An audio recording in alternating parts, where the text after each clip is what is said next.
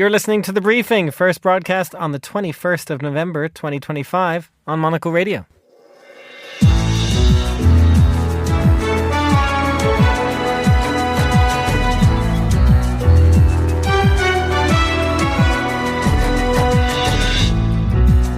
Hello and welcome to The Briefing, broadcasting live from Studio One here at Midori House in London. I'm Chris Chermak.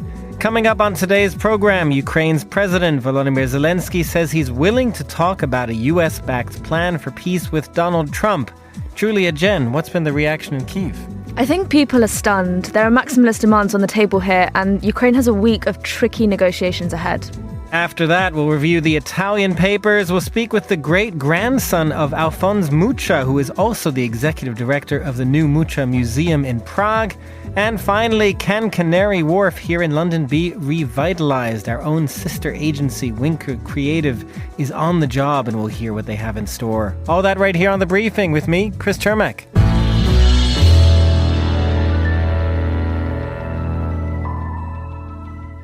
And happy Friday to all of our listeners. Since the start of this year, Ukrainian President Volodymyr Zelensky will have no doubt often felt that he's being forced to go along with something proposed by a US president because he has little choice but to stay on Donald Trump's good side.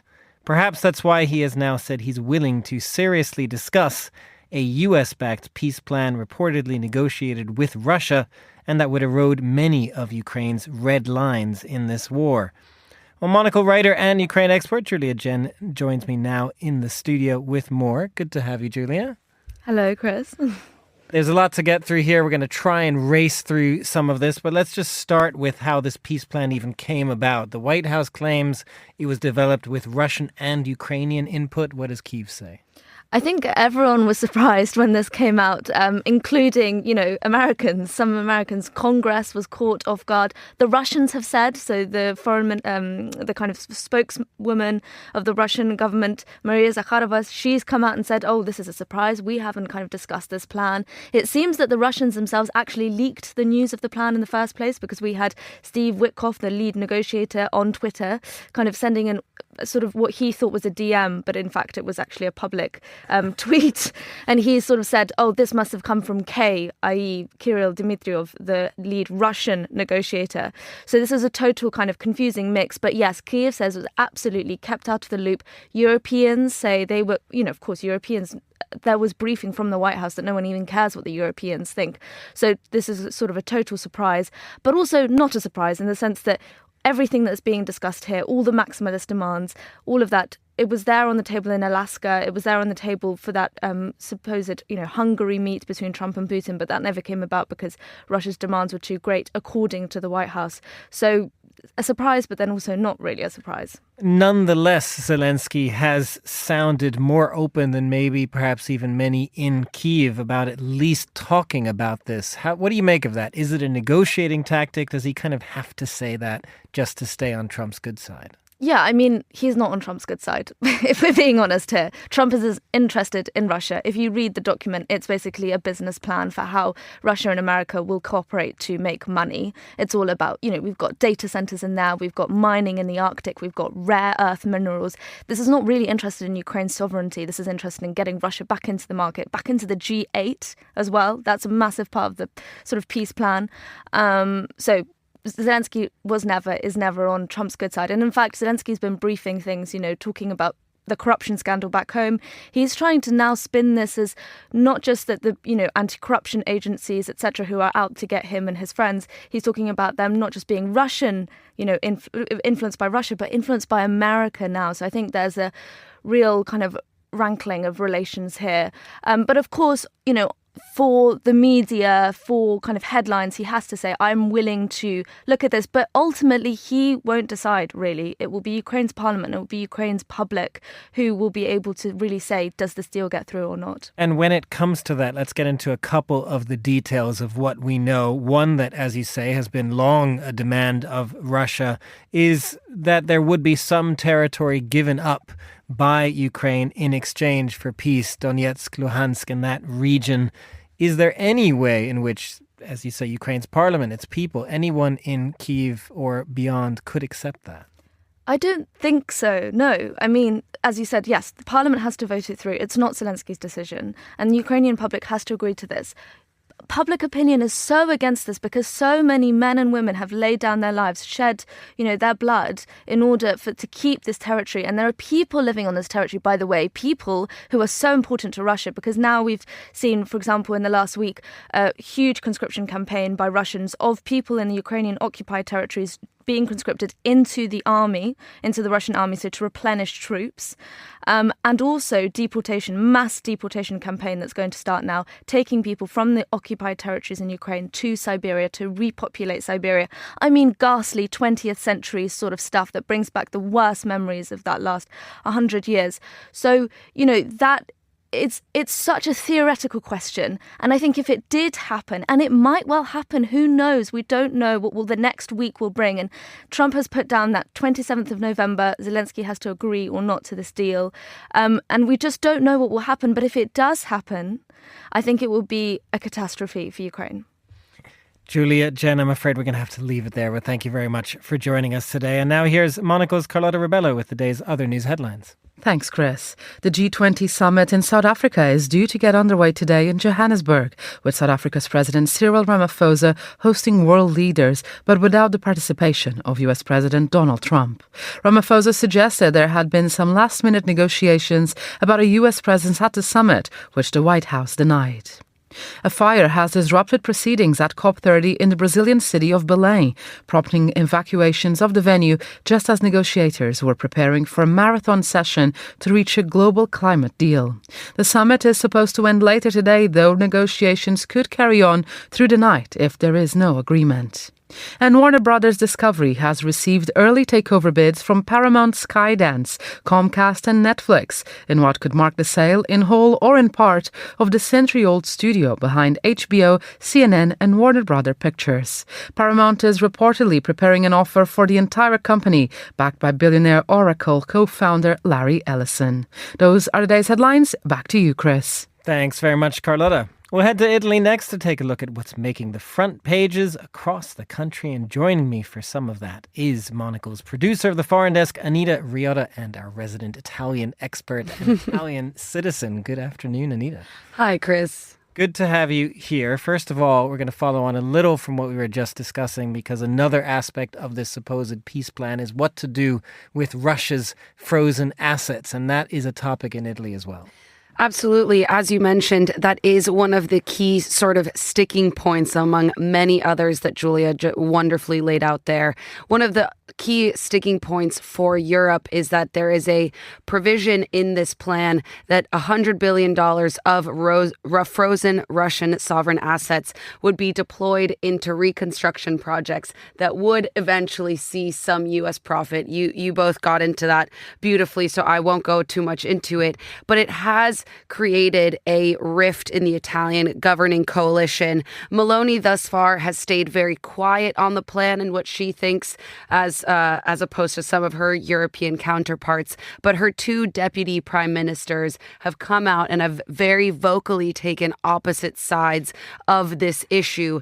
Matteo Salvini says that actually using these Russian assets would be extremely dangerous, would open Italy up for a raft of issues, some being legal, some being geopolitical, now that this peace proposal is on the table. That is an argument we've heard before. It is why the funds have not been deployed thus far. Belgium, where the funds are being held, is nervous that they would face legal ramifications. So that is something we've heard before. But that's what made it especially surprising when Italy's foreign minister, Antonio Tajani, came out and said, no, we're absolutely in favor of using these assets. We do need to find a legal pathway forward, but it is not a political problem. It is a legal issue that we are very invested in finding a solution to use this. So this took Italian media by surprise. That was not previously the stated position of the Italian government. So you have to wonder if he didn't sort of want to throw his weight around a little bit, because Salvini doesn't really have anything to do with foreign affairs. So maybe he was sort of cementing, I'll be the one that makes that call. Sort of reasserting his presence in Italy. Well, let's look at something else from within Italy. Some good news potentially here as well. Credit ratings, this has been a thorn in Italy's side for a while, but it might actually get an upgrade from Moody's. That is the first time anyone can say that sentence in 23 years. That is the last time Italy received a ratings update or upgrade, rather, from credit ratings agency Moody. So it's a very long time. And not only have they not had an upgrade in a very long time, Italy has been stuck at a level that's just one step above a junk rating since 2018, the lowest of any G7 nation. Clearly both sort of an embarrassment and really a big hindrance for Italy's economy. Really briefly, why these ratings matter. It will allow, if it does come into effect, it would allow the Italian government to be able to borrow more money because lenders around the world would lend Italy money at a lower interest rate because lending Italy money would be seen as a lesser risk. It's good for domestic banks because domestic banks are not able to have higher credit ratings than their government. So it's a sort of built-in ceiling for these, in Europe, fairly powerful banks. So it would be a massive step forward for the economy. Now, we have to get on to something else. As important as the credit ratings upgrade is, there's something far more important going on in Italy. I don't know if important is the right word. If I need massively to again, important, massively Chris. important. The Carbonara Wars, if one could call it that, have spread to the European Parliament. Absolutely. And I do think this is the most important thing we'll have discussed thus far. So there is a sauce creating a diplomatic spat at the heart. Because it's a sauce. This is so key. At the heart of the EU, there was this a jar of carbonara labeled as carbonara sauce in a shop in the European Parliament that has cream in it. Big no-no.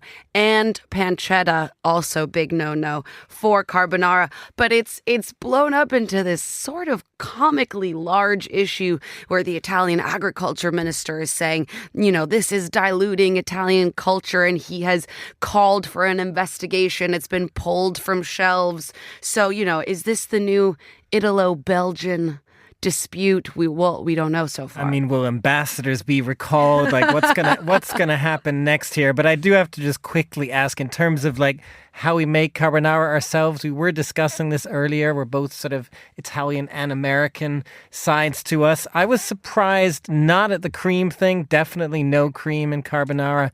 But the pancetta, I kind of, I gotta admit, I use that sometimes. Just for clarity, yes. Ideally, you have guanciale, which is the pork cheek, and that is much better because it renders slower and is just higher quality.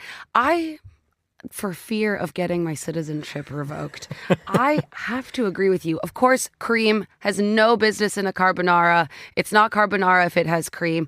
But, I'm just trying to go to M&S and pick something up after work and maybe make myself a carbonara if I'm feeling indulgent. And I can't find guanciale there, so what is a girl supposed to do? I mean, what are you going to do? Where do you find your guanciale these days? Monocle's Anita Riota, thank you very much for joining us. You're listening to The Briefing on Monocle Radio.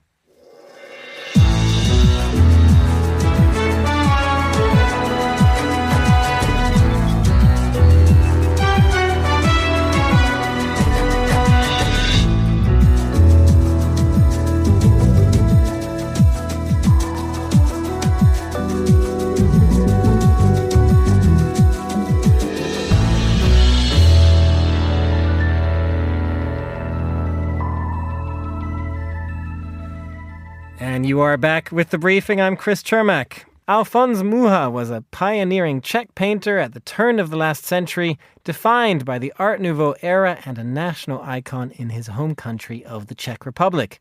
The painter has been immortalized now in a new museum in the Czech capital this year, the Mucha Museum, which is not only keeping his legacy alive, but helping to redevelop a part of Prague in the process.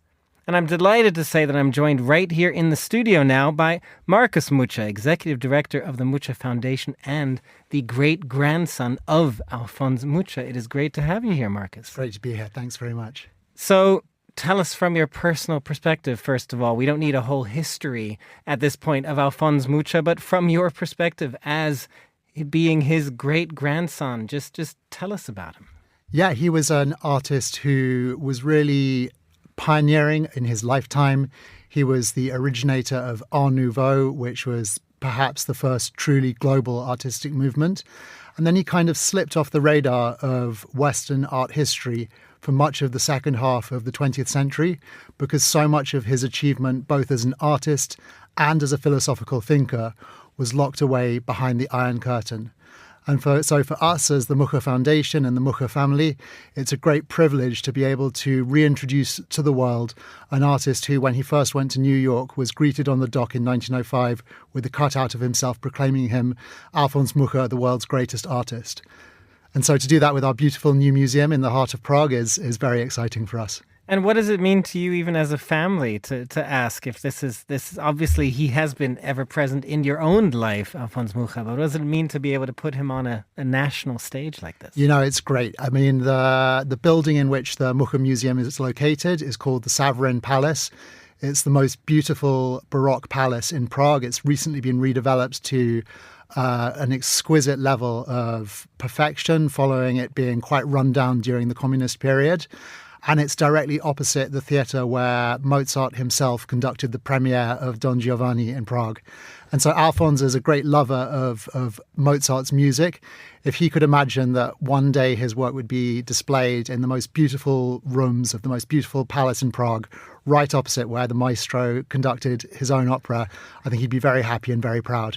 There is such an interesting interlinkage there, because I am myself Austrian part and American as well. But, you know, Alphonse grew up in the sort of Austro-Hungarian Empire. But what does he mean for Prague and the Czech Republic at this point? Yeah, I mean, I think it's interesting you talk about him growing up in the Austrian Empire. I mean, he grew up as a discriminated against member of a minority group, a Czech-speaking minority in a German-speaking empire. And I think that's one of the reasons why his work has, while it might have fallen off the radar of Western art historians during the 20th century, minority groups who didn't necessarily have a place in the art historical canon found something in Mucha's work that not only spoke to them visually, but also spoke to them ethically. I'm thinking about, for example, female manga artists trying to break into the boys' club of manga in the 1970s. I'm thinking about Latin American and black comic book and street artists in the 2000s and in the 1990s who would take Mucha's work and incorporate it into a cover for a Marvel magazine, and then at the same time branch out into much richer, artistically and ethically rich stories. And that kind of speaking to freedom, both in the line of his work and in the content of his philosophical thought, really has kind of lived on in all sorts of interesting subcultures all over the world. So Marcus, just tell us then about this museum. What can we expect if we were to go visit it? Sure. I mean, we're lucky that our family collection preserves the very best examples of the posters that Alphonse did in Paris that are the root cause of his fame and part of the collective subconscious of people all over the world. But we want to show a different Mucha as well, the idea that he was someone who thought that art was a universal benefit for humanity.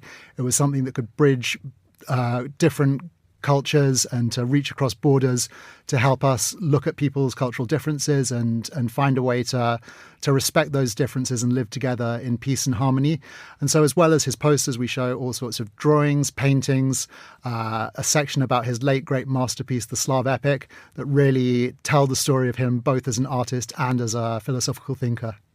And then tell us also about the building and the development behind this, because it was also done by Thomas Heatherwick. He's a UK architect. His first project in continental Europe. What did he bring to the project and the whole region as part of the Czech capital? That's right. The palace in which the Mucha Museum is housed is just a smaller part of the Savarin development, which is a huge brownfield site in the heart of historic Prague. It's as if just behind Regent Street there was a massive 1 hectare brownfield site ready for redevelopment. And so Thomas has come to do that, and he's working with us to create a permanent space for the Slav epic. When Thomas was younger, he, as a student, was inspired by Mucha. So to be able to bring that full circle and to use it to work with him to show some of Mucha's most important works in a purpose-built building that's going to really, we think, put the city on the world's art map in a new way is just an incredibly wonderful opportunity, and we're very, very excited about it. Very interesting. And Marcus, just finally then tell us about this part of the city. How have you seen that part of the city develop now that this museum and this entire development is in place? Absolutely. I mean, when I was a teenager, I mean, the heart of Prague was pretty sleazy. It was lots of nightlife and stag parties and the kind of things that didn't really create the best tourist vibe. And over the recent years, the city's worked really hard to redevelop it and make it look beautiful. And it's been in conjunction with private developers, a lot like the ones who've developed the Savrin area. And now it's just a kind of exquisite jewel box and something of which we can be really, really proud. Marcus Mucha of the Mucha Foundation, thank you very much for joining us here today. You're listening to The Briefing on Monocle Radio.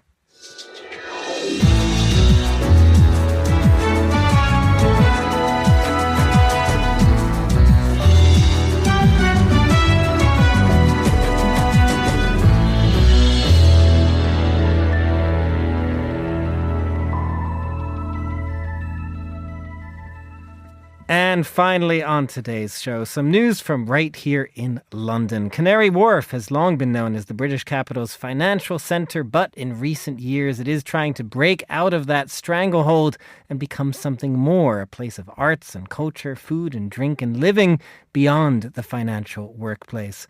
And helping to realise that new branding goal is Monocle's sister agency, Winkreative, and here to tell us all about it, I'm joined right here in the studio once again by David Rapson, who is a senior strategist at Winkreative. Good to have you, David. Thanks for having me. So tell us about this project, or maybe before we get to the project itself, take us inside this process, how you went about it. I understand there were about 10 different agencies that pitched for this. Yeah, and that's a fun thing to think about, really, because pitches can be quite an interesting part of the process anyway. Because, so a brand like Canary Wharf, then, they imagine we need to change something, so they write a brief. And they ask a bunch of different agencies to respond to that. And in that moment, they're probably feeling quite curious. What does everyone think about us? How do people approach a project? We at Winkreative love that kind of thing because we get in a room and we sort of start bouncing ideas around how we're going to respond to that. And quite quickly, we formed an idea for Canary Wharf. And then you get to go down there and present your first thoughts. And luckily, they picked us out of the agencies. And then you get sort of fully briefed and you're then tasked with, okay, how are we actually going to help these guys? So before we get to kind of what you pitched and what they picked, as it were, just tell us about Canary Wharf from your perspective. How far along is it already in trying to build out this reputation beyond banking? Well, that's kind of the key question. And that, like, for me, I went on a bit of a journey with this because one of the things they asked us when we first met was, do you come to Canary Wharf? To which I said, it's not really for me. So I was kind of stuck in that old world perception that it was for bankers, it's a business district. Soon after we received the brief, we do what we call an immersion trip, where everyone who's going to work on it, you go and you take your own first impressions. And I was genuinely surprised. Like, there's a really high caliber of restaurants. They're building a great new theatre where there's this production of the Hunger Games going on.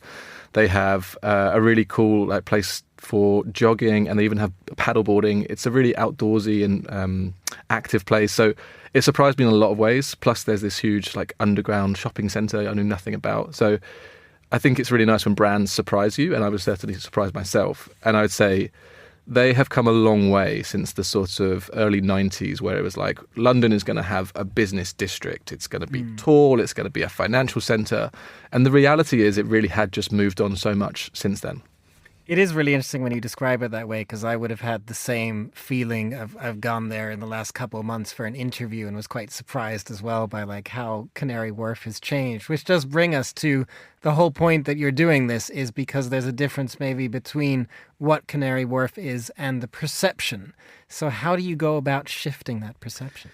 Right, and that's the nature of a lot of branding work, is that brands will write, we are this, but people perceive us as a different way. For them, the problem was clear. They had evolved a lot. They had changed from being just a business district and actually it's a place where people live, people choose to go, where people hang out. But there's, for many people, that old perception was lingering. So their question was, how do we overcome this perception gap so that people are more willing to come here for a visit, for a shopping trip, to consider living here as part of like a option for London, and what steps would you take? Our response was really about, we said they were kind of at a fork in the roads where there are many people who think one thing about Canary Wharf, and that almost idea of being a financial district, it was such a big idea. It's kind of permeated culture. If you asked the average Joe on the street, what is Canary Wharf? I think 9 times out of 10 people, at least a few years ago, would have said a certain thing. Our strategy to respond to that was, you kind of have like 2 potential strategies to go down, and we called it distraction or direction. Distraction is, let's just change the story entirely, like classic misdirection. We're going to talk about something completely different. So, for example, you might go down, where does the name Canary Wharf come from? And then you can go down to an origin story of, well, it used to be a docking place and we used to get fruit and veg from the Canary Islands, and you can go really off-piste there. And that to us was just distraction. We said the only strategy for you is direction. Go head on. What are people saying about you? Challenge that head on and disprove it. So that was really about, why do people think this is just a business district, and what are the words and things that they associate with that? And from that process, we found this word ambition, which had kind of become a bit of a dirty word that people would throw at Canary Wharf. Like, oh, it's this place where they've got tall buildings, they've got business. And our response was, why don't we really own that idea of ambition, but prove that what ambition means has really changed over the past 20 years, and what Canary Wharf has changed. And now it's embodying a much more personal ambition. So yes, there's still businesses, but there's a business like Row, for example, the restaurant that opened, their ambition is really about, they want to grow and have like a second site. Or there's a big giant third space and a network of people working really hard on their physique on the wharf there, and they want to lead like a positive momentum when people are outside of work. There's cultural ambition, there's personal ambition, people who want to live somewhere that feels a bit different. And so with that word, we created a campaign that was all about, this is where ambition lives, and people who are here are really living their own ambition. And that allowed us to speak to a lot of very interesting people and get their stories into the campaign. And all of that new ambition, or that ambition, comes from this idea, I imagine, that these days you can't really just be a financial center. That was part of maybe its original brand, but, you know, I think even of Wall Street in New York, also struggling and kind of bringing in more residential life, trying to rebrand itself as well. Is that part of the challenge here for you as well? You want to sell it as ambition, a new ambition, because that's really the only way Canary Wharf can go. I think so. I think the best thing that a brand can be is honest, and you have to look at how it was founded. And if you look at Wikipedia or articles in the histories, you can see pictures of, in like 1988, Margaret Thatcher standing over a model of what this could be. They were dreaming it up. And at the time, what London wanted was a financial district that would rival the best in America and Asia, and that's what it's going to be. But what people want from this area changes over time. And at the moment, ambition takes on a very different form, particularly in that part of town. And what we as Londoners want from a part of London has changed entirely as well. So the challenge for us was to connect to that legacy and not do anything that was artificial or unreal, but to allow Canary Wharf to step into a much more positive new narrative that they can really own in everything that they're doing right now. David Repson, Senior Strategist at Winkreative. Thank you very much for joining us. Thanks for having me. That's all the time we have for this edition of The Briefing. It was produced by Carlotta Rebello, our researcher was Joanna Moser, and our studio manager was Mariella Bevan. The Briefing is back on Monday at the same time. I'm Chris Chermak. Have a great weekend, everyone, and thanks for listening.